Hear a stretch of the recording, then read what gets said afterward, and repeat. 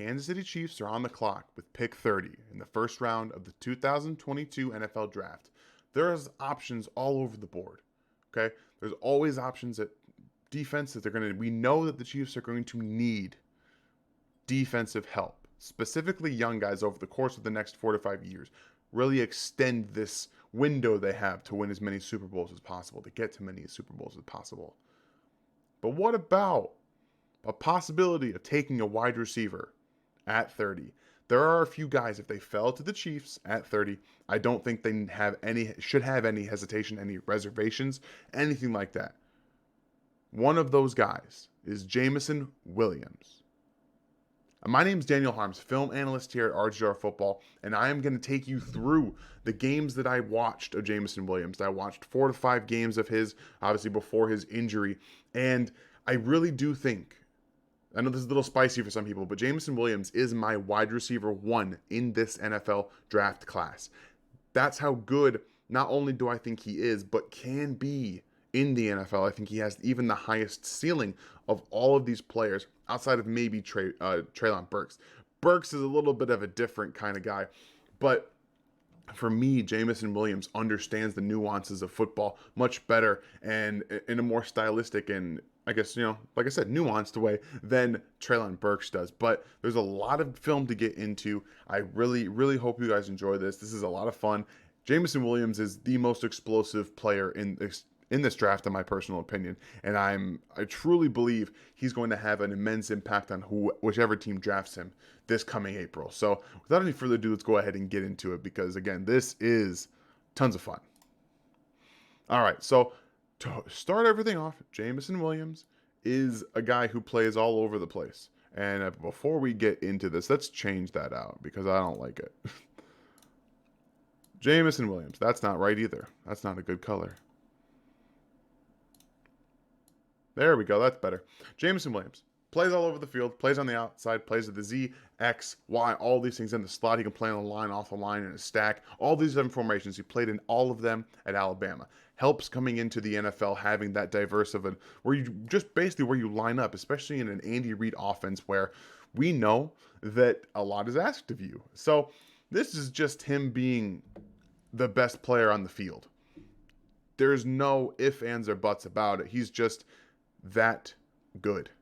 And when you're able to generate this type of explosive play from inside the 15-yard line, okay, you're inside the 10-yard line.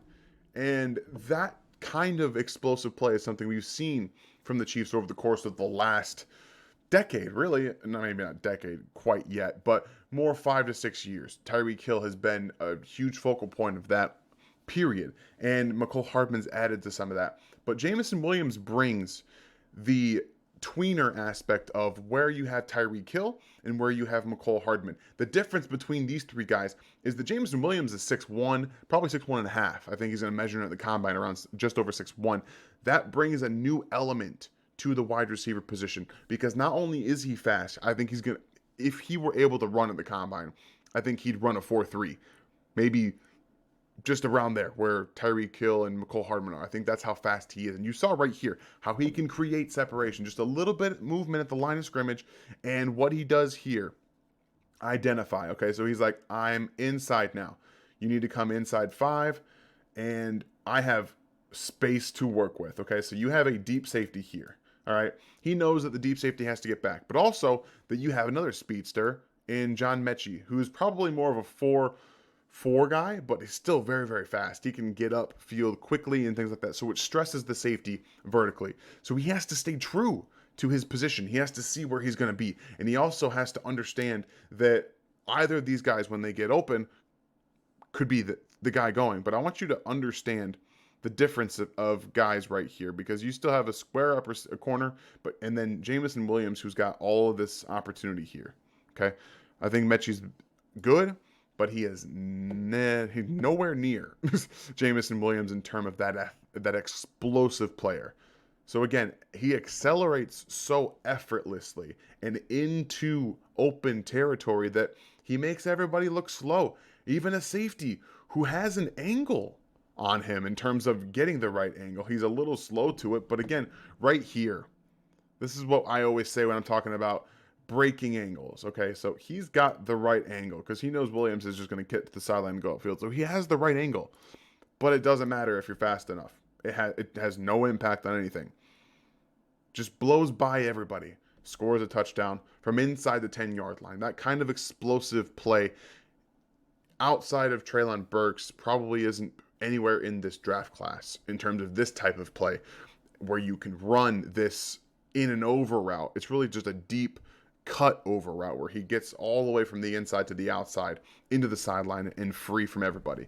We're going to see a lot of explosiveness out of Williams in these first couple of clips, and we're going to get into more of his nuance later. But it's all about seeing the type of athlete that you're watching on film. And sometimes I get a little confused as to who I'm looking at because Mechie and Williams have similar body types. I did it again. So yeah, this is Williams, and I accidentally circled John Mechie. My apologies. He is up here again at the top of your screen. This is Jameson Williams right here. Okay, my apologies once again. Always fun. But this is the suddenness that I want you to understand is that you can see how quickly he can create separation. If he gets a step anywhere, to the inside, to the outside, he can accelerate past the corner. So here it is. It's just a little setup. As soon as he sees the shoulders start to move to the inside, okay, he releases to the outside and explodes into acceleration.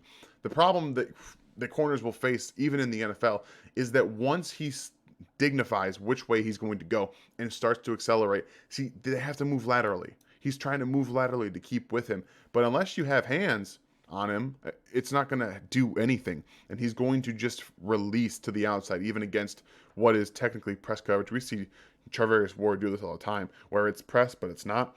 And this is a win for Jameson Williams all day. And unfortunately, just out of his reach, or he might even have another long touchdown in this game against Miami. Just incredible ability to get open at all costs. And that's the one thing that I personally pride myself on in terms of generating wide receivers that need to have that. I've learned a lot over the past couple of years, and I've seen some of my more favorite draft crushes, Hakeem Butler and Terrence Marshall last year, that have a lot of, maybe not Butler to the extent of speed, but they have the size and they have the athletic ability in terms of going to get the ball, but they don't generate enough separation or don't have enough wiggle to create that in their routes. That's where I've drawn the line here. Jameson Williams is different. He has some size to him. He's not 6'4", but you don't want him to be 6'4". You want him to be just over 6 foot to have that wiggle to him. You see he's more of a slender build, so he's not huge. I think he has some room to put weight on, but he doesn't need to. You know, Jameson Williams has a lot of what you're looking for. But again, more of just this understanding and you're not moving, so I'm going to move by you type of athleticism and speed. This is an unfortunate error for Bryce Young, who doesn't have the noted arm strength or deep accuracy, just misses him here. But what you want to notice about Williams here is that you have off coverage, so you have zone. All right, you see the zone is going to happen here, and what he's just going to do is he's just going to find all that open space. Vision when he runs his routes is perfect. So he sees this safety here is not moving backwards. He's standing still. He's passing this guy here whose eyes are here. But again, this is what we're talking about. Find the open space and attack it. There really is almost no one better in this class. This should be another touchdown. And Bryce Young just misses him. So pretty awful throw. But this is where I want to get into more of the nuances of his game, because yes, there's acceleration, but you can use him on these short passes like the Chiefs like to do sometimes. This is a bubble screen, and it's just going to go to the outside. You're going to block, and you're going to block here. All right. This is the long side of the field, and this is the short side. So you do this bubble screen on purpose to get a guy like Jameson Williams with space to maneuver and accelerate. Okay, that's what you're looking for, and I think that Alabama did a great job of utilizing his skills in that way. Excellent job of letting him just get to the sidelines and go. More explosion acceleration turns a bubble screen that really doesn't have I won't say he doesn't have the best prospects. Oops, excuse me. Sorry, I didn't mean to go all the way back there. I don't think it doesn't have the best prospects, but again, understanding you have defenders all the way off here, and if you're going to talk about blocking, yeah, this is a really good play call here, and you get your best speed guy on the edge. Just, it's really good execution, and I think that Jameson Williams, outside of showing that he's got that burst acceleration, he's actually a bit of a strider too, so his long legs allow him to keep accelerating and generating more speed the longer he goes. We've seen that with guys who don't have the short area burst, like a Chris Conley, for example, who was on the Chiefs a few years ago. He had deep speed. He could get going and finally get up to that speed and generate that. And that's something that Jameson Williams can do too. But he also has the short area burst to generate a ton of acceleration, period. Like we're going to see him right here against press coverage against Auburn right here at the top of this trips formation, this bunch here. That's another thing that they really did well, is they made it so he got accustomed to playing on the line of scrimmage, something that I really want to see out of even the fast guys, because you have to be able to get off of press even if you're not going to face a real physical guy. That is one thing that I do think, before I get into this clip, that he does need to work on. His hand usage, okay? He relies a lot on his legs, his hips, and his ankles to create natural separation with his releases. Elam, the corner out of Florida, was much more physical with him, and it did alter his routes a little bit, and I want to see a bit more of that, and definitely get to the point where he's better at using his hands, swiping away, swimming through. That's why I would like to get him with Tyreek Hill, who we've seen use his hands a bit more and really start to generate separation early on, because corners want to be more physical with him. But if you just use your quickness and your hands at the same time, you can really generate more separation. But again, here he is at the apex of this bunch in man-to-man coverage, relying more again on his ability to generate separation with his speed and electric ability. And then there's the route, okay?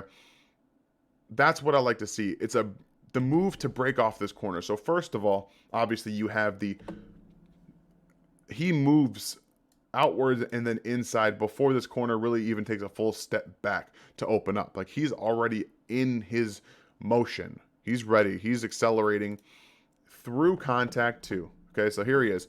There's some separation. And now you're going to see right here is exactly what I like to see. Okay, so you have momentum.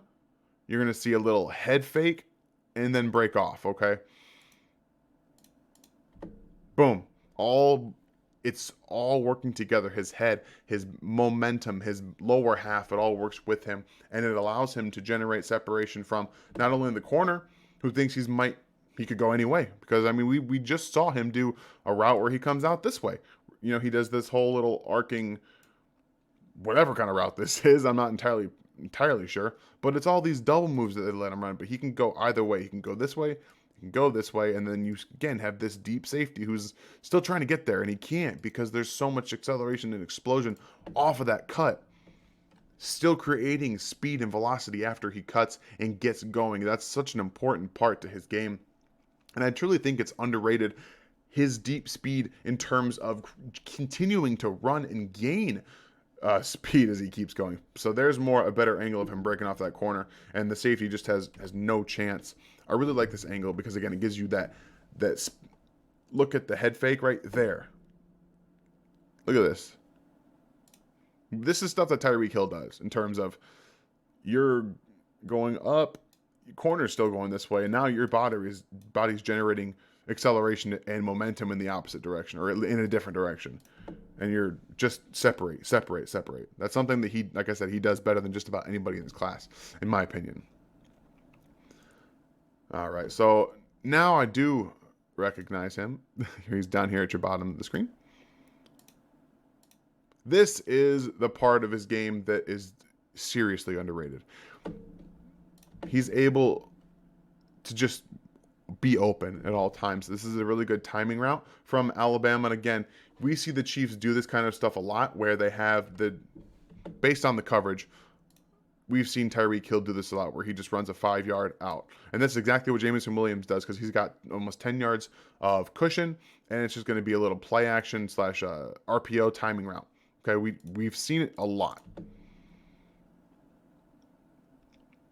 But this is it, okay? Eat up space and then open. Look at this right here. Ankle, hip, knee flexion. All of this is what we're talking about whenever I say hip or ankle flexion. He's able to generate some torque with this step, because you're obviously still moving forward and then you move to the side, okay? So he takes that left foot, he digs it in and turns it all at the same time, and he's able to open up while this corner is still moving back, and now he has to move forward. So while you can't do that a lot very well, you can kind of, some receivers have the ability to move, vertically as well as almost horizontally at the same time. So whenever you hear myself or Ryan talk about ankle flexion, this is really what we're talking about. The ability to run your route and accelerate through the break point, get open, create the separation. And then he has more balance after that. He slips a little bit. He uses his offhand to keep himself up and generate some more yards after the catch. But this is really nice to see, understanding that your corner is coming down on you this way, so you've got ability to get back up inside and get more yards after the catch. Very, very smart runner with the ball in his hands, understanding where guys are on the field, and just all around knowing what he's doing. Now here he is again at your bottom of your screen with more cushion, running a different route this time. But you notice the corner here is already kind of opening to the inside. That typically tells you this is a zone coverage. So he knows that too. Just a little curl route, going to create some yak opportunities, makes the first guy miss. That's what happens. You don't wrap up at any level. You're going to allow guys to bounce off you and keep going. But this is what I like to see, okay? It's just a basic curl route, but watch how he accelerates through the curl and doesn't have to get huge hip sync to be able to do this, to make it work, okay? Right here. This is exactly what I'm talking about. So comes into the break. He's got hip sync and his legs come out a little bit and he's already turning for the football. So you see a lot of guys really kind of break down like this and then sink those hips really, really deeply. It does give you a better looking route, but it takes way longer and it doesn't let you really accelerate out of it. You see him, he's decelerating, at the same time that he's able to come out of that break, and he's just there looking for the football. Nothing lost, no lost momentum, no lost motion, and then that's how you can create yards after the catch too, because he sees what he's doing and he's able, you almost can't see it with my image there, I'm sorry, but it's a good thing you can really tell that he's a very nuanced player, okay? Right here, looking back before he even really starts his curl, okay? Locate the football, catch it, yards after the catch. Boom. It's awesome. It's a really great teach tape on how to run a curl route to get the most out of it. No loss of motion, no loss of energy. Some more yak for you. This is the most important part of yak, okay? It's vision. Having the vision. It's just the basic bubble screen, okay? So here. Ball takes a little bit of time to get here, so one thing happens. You're basically turning to a running back. We all know that. You have one block here, and that doesn't look like it's going to end up working out well. You have a corner coming down quickly, okay?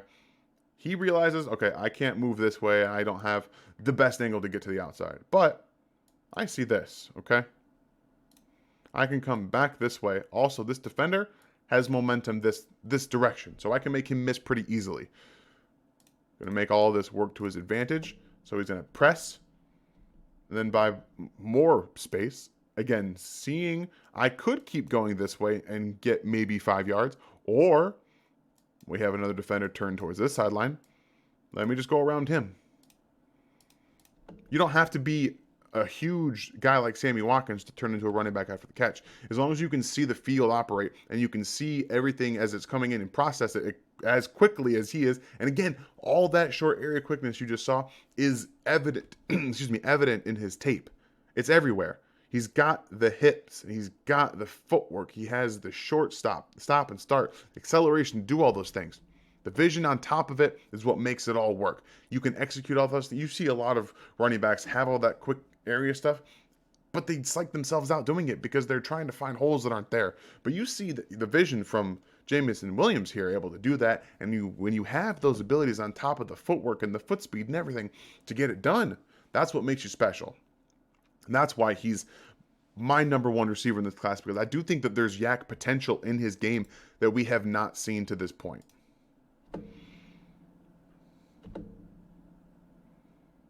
So fast, so fast. My apologies. This is the last clip, and then once again against Auburn, against press coverage. You saw a lot of it in this game. Auburn has a top probably 5 corner in Roger McCreary coming out. I do believe that's who he's up against right here. But just the quickness with which he wins, okay?